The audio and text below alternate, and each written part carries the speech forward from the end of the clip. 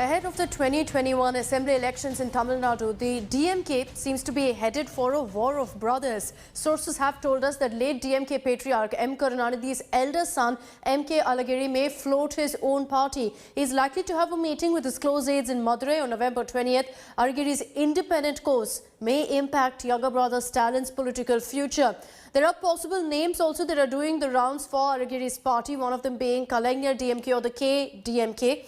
It's learnt that Alagiri is likely to also meet Home Minister Amit Shah when he visits Chennai on November 21st. And this has led to a lot of talk on whether Alagiri is going to join hands with the BJP. Remember that he was removed from the DMK in 2014 for anti-party activities. There's a lot of speculation that he tried to head the DMK after Kalaignar's demise, but he's been out of politics largely since 2014.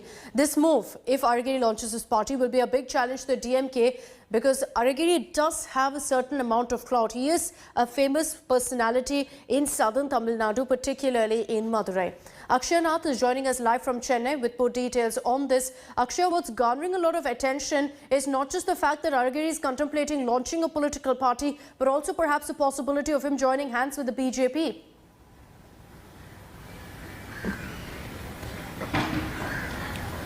Akshita, it will be a very interesting thing to watch ahead of 2021 elections. Just 6 months ahead of elections, we're seeing that M.K. Stalin's elder brother M.K. Alagiri, who has been estranged from the family, trying to float a party. We're being told that he is likely to meet with his close aides tomorrow, and after that, day after tomorrow, and post that he is also likely to meet Amit Shah, the union minister, who's likely to come for some government program as well as a party program. But at the moment, Dr. L. Murugan, who is the party chief for the BJP in the state of Tamil Nadu, has said that Amit Shah's agenda as well as his program schedule is still not out. So they cannot confirm if he is likely to meet Alagiri or not. But, politically speaking, for the DMK also, this move of Alagiri will be a very, very important stand because, down south, Alagiri is a very stronghold man.